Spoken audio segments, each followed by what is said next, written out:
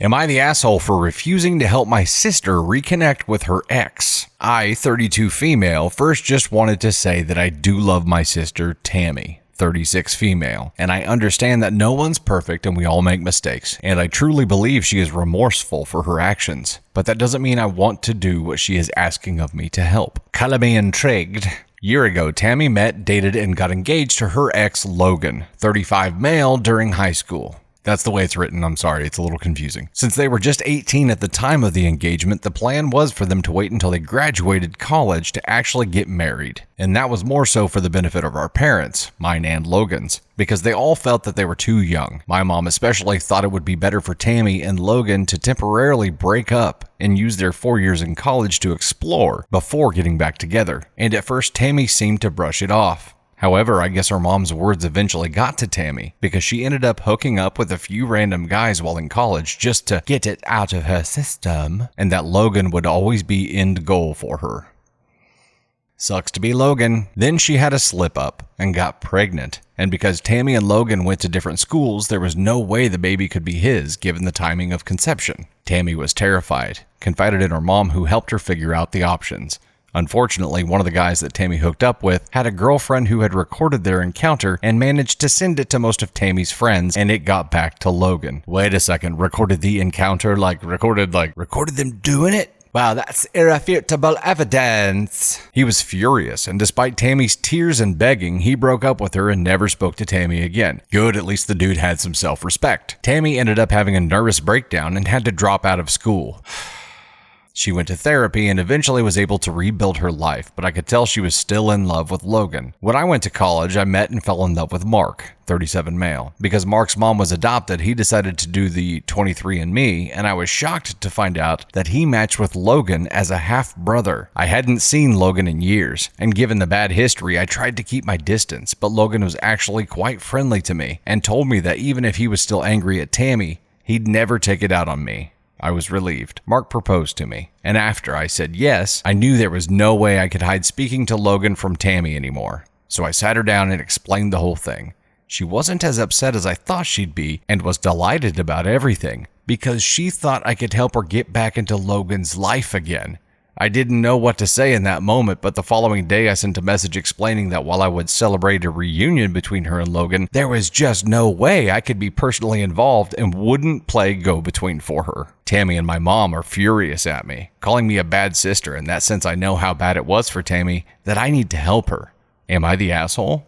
Oh my God. I can understand the sister wanting to orchestrate all this, but the fact that your mom is mad at you because you won't do it is just like...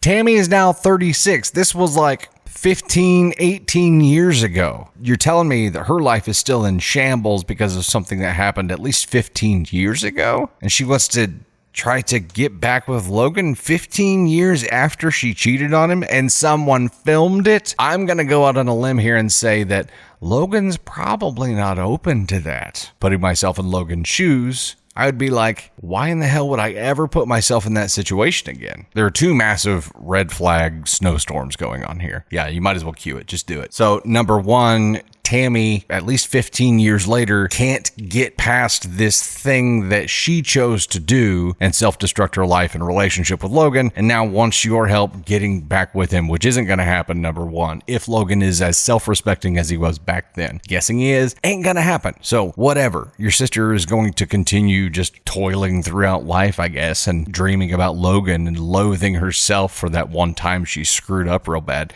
I guess it was several times, but the one time she got caught on film. Maybe Tammy needs to take some notes from Kim Kardashian. Look what Kim's done with her life. I'm not going to say that Kim should be a role model for anybody, but at least she didn't take this bad thing that happened and let it be a bad thing. And of course, as we find out later on, it was all orchestrated by her mom. Maybe it was, maybe it wasn't. Don't care. For this situation, it happened to Tammy, and Tammy just let it destroy her life. 15 years later, still can't get over it and thinks that getting back with Logan is somehow going to make her whole again and she's going to not hate herself. I don't think that's going to make AITA. And she must just be such a hot mess that your mom is mad too because she thinks the best thing that you can do for Tammy is to appease her. Maybe she's got her mom drinking the Kool-Aid too, and then they think that Logan is the missing ingredient to a happy life for Tammy. In your shoes, I would not help your sister at all.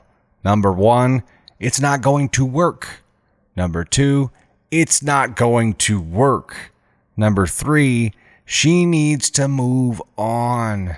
The best thing that you can do for her right now is say no, because this hope that she's clinging on to is false hope. She's got to find a way to be happy with herself and accept her past before she's going to have a future at all. Damn, that was deep. Look at me imparting sagacity on the world. That means wisdom, David. You're a good sister for not helping her. And it may take a long time for Tammy to realize that, but it's the truth.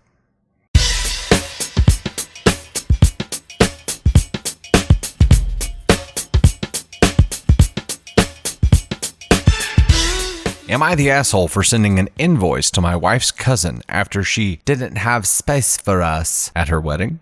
I own a printing company that I run with my wife. Her cousin came to us and wanted us to do all the signage, banners, guest books, life-size cutouts, etc. for her wedding. We do this all the time for friends' weddings and events, and we never charge. We're happy to help out, and it's usually a lot of fun working together to make some cool stuff. A few weeks before the wedding, her wedding planner told us that they need all the items by X date so they can set it up before the wedding. At this point, we hadn't received our wedding invitations and didn't even know when the actual wedding was. My wife texts her and tries to clarify when the wedding is and if we missed the invitation somehow. Her cousin replies and says, "Oh, we downsized the wedding and we decided to have like a close friends and family thing, and that they didn't have space for us in the small venue. And on top of it, we've spent close to $2,000 on all the materials." Her cousin and the wedding planner kept making tiny revisions to the artwork, had us print samples to see how it would look in person, resized several of the items a few times, etc. All that cost a ton of time and money. And we're a functioning business, so we either had to delay other orders or stay up late and print her stuff on our own time. So I went ahead and billed her for our cost and said we needed payment before delivery because I'm not going to chase her for payment for months and years after the wedding. We're not making money on it, just charged her for the cost of materials. See, they didn't even charge her for the time, which is a huge deal. So far, we've gotten threatening calls from the cousin, her fiance, some random members of my wife's family that I don't know, some of the groomsmen, etc., essentially calling us assholes. After the harassment, I'm considering charging full price, or else we don't deliver the items. Are we the assholes here? Sorry, but I'm not going to waste my hard-earned time and money on someone who doesn't even consider us close friends and family. I think for you to be considered the asshole here, there would have had to been some explicit conversation in the beginning about agreeing that these items would be free. If that was not an explicit conversation, then you're not the asshole. In my experience, you also needed to plan on having the conversation about it costing money in the beginning of this process as well. So the fact that it wasn't clarified by either party kind of makes you both assholes. Whether it was her original intention to not invite you or not, we can't say. You had an original intention of going, though. So there should have been a conversation there. Her not inviting you is shitty. Yes, she is an asshole for that. Putting you in this position, she is an asshole for that. In the grand scheme of this whole messed up situation, you are not an asshole. However, not having disclosed that it was going to cost money in the beginning shifts a little bit of the blame your direction. Now, again, she didn't clarify that you wouldn't be able to attend, so she's an equal asshole at that point. And then she chalks up a whole bunch of extra asshole points along the way. So she's clearly the asshole winner. Congratulations, here's an asshole medal that's shaped like an asshole.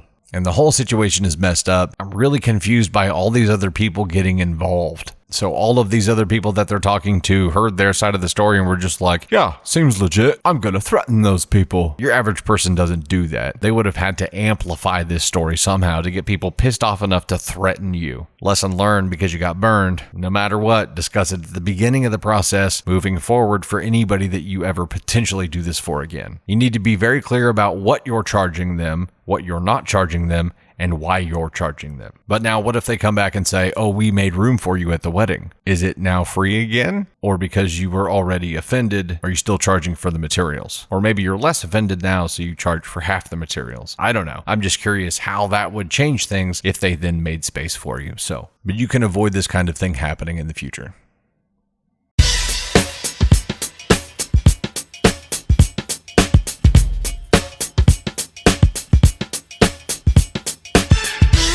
Am I the asshole for my reaction when I learned that my fiance returned my wedding dress and replaced it with the one his mom picked for me? You know what? We're not even going to waste time getting into the story. Just go ahead and start the red flags.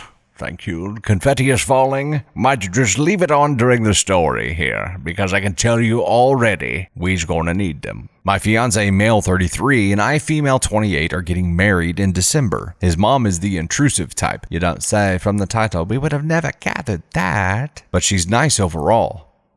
And we somewhat get along. I hate to admit that wedding planning has been an absolute nightmare. This is brand new information. His mom wasn't willing to agree on most things, and my fiance said that since he's her only son, then I should respect and appreciate this vision she has for the wedding and how it should be. The fact that there's more to this story has to mean that OP just doesn't realize what's happening here. I know you guys see it. I see it. The whole flippin' world sees it, but OP's like, this is fine. She insisted to come along for wedding dress shopping. I took her with me and my mom and my friends. I was so lucky to have found what I was looking for, but she picked a dress that she liked so much and said that, I've always pictured my son's bride in this dress. Mom and friends thought this line was creepy. I thought the dress was somewhat creepy and totally not my type. I apologized and thanked her for her vision, but told her that I had already decided on a dress that I had envisioned myself wearing at my wedding. Shots fired! She got all pissy because of it apparently. Then must have told my fiance because he came home in the evening ranting about how I made his mom upset and turned down her help in choosing a wedding dress and excluded her from the process. I asked, what process? Duh, it's just a wedding dress. My wedding dress. So I really didn't get how she should get a say at all. He got upset and said that this attitude of mine isn't working on him or his mom. Oh my God, he said that. He said that I should consider the dress his mom wanted me to buy, especially knowing that both dresses weren't that much different anyway, like she said. But I told him, yes, they were different. Like so much different, David. Anyways, we argued about it and then we dropped it. Yesterday I came home and found out that he had returned my wedding dress and replaced it with the one his mom wanted. I called him and he was straightforward about what he did and why he did it. I lost it and started screaming at him. He asked me to calm down, that always works, and really give this dress a chance. How do you give a wedding dress a chance? You only wear it one time. I refused to even listen. I screamed at him without giving him the chance to speak. He got home and we had an argument. I then went to stay with one of my friends and he kept calling and calling, then texting saying that I overreacted and it's his wedding too, so it wasn't cool how I screamed at him. The groom doesn't get a say in what the bride wears for a wedding dress. The groom's mother also doesn't get a say in what the bride wears as a wedding dress. He insisted I give this dress a chance. He went on and on about how his mom had a vision and good intentions and just wants the best for me as her future daughter-in-law. That is an entirely false statement. My mom is livid and has been wanting to go scream at him and his mom, but my dad said that this isn't worth ruining my relationship with my in-laws. I don't know how much more ruined than a dumpster fire you can get. Unleash your mom on her mom and let your moms do battle. He suggested I wisen up and go with the flow. But is it too much for me to be able to pick my own wedding dress without being guilted about it just to keep the peace? Am I the asshole for my reaction? Edit for frequently asked questions. The dress she picked wasn't all too crazy, but just wasn't my type. This issue started during wedding planning, and there were other things, like way too many things that we didn't agree on. But this vision has been there for quite a while. I am paying for the dress, obviously. My fiance's dad is deceased. Also, his mom suffered from multiple health conditions. Has no daughters, but only one son. He's the only child, and he's her only boy. He's still persisting. Question, OP. What makes you think that the rest of your life is going to be any different than what's happening right now? At least so long as mother-in-law is alive, this is gonna be your life. You aren't in control of anything right now because she's using her power over her son, who is exerting a power over you. And going with the flow means being controlled. And I don't know that your dad realizes this. He's also under the impression that you have some kind of relationship to salvage with that mother-in-law, which isn't there. She doesn't give a shit. Trying to veto the bride's wedding dress choice, it doesn't get more red flag than that. It doesn't get more controlling than that. Fast forward and think about all the other really important things that she shouldn't have a say in. She's going to exert some kind of power to try to have a say in. When you guys have a baby, that baby's going to need a name. Can you see her not getting involved in that? Can you see her not getting involved in what kind of house you buy, what color your counters are, which room she gets in your house? You see where this is going. You have no control in this situation at all. His mom is controlling everything for both of you right now, and that is never going to change. Not so long as she's alive. And even after the fact, because he's so used to being controlled, he's not going to know how to make decisions for himself. No good will come of this. I would strongly advise hitting the pause button on this planned wedding and really thinking about and evaluating what in the hell you're getting yourself into, because no paths here lead to happiness. I can already see some of the comments pouring in now. This is the kind of mother-in-law who wears white to the wedding. Controlling much? This dude hath no spine. Tell that boy to get off his mama's teat. Update? No, you're not the asshole for your reaction. You're a dipshit for still being in this situation. You're being an asshole to yourself by staying in this with any kind of hope that things are going to be different, ever. The whole world here is hoping that you change your mind.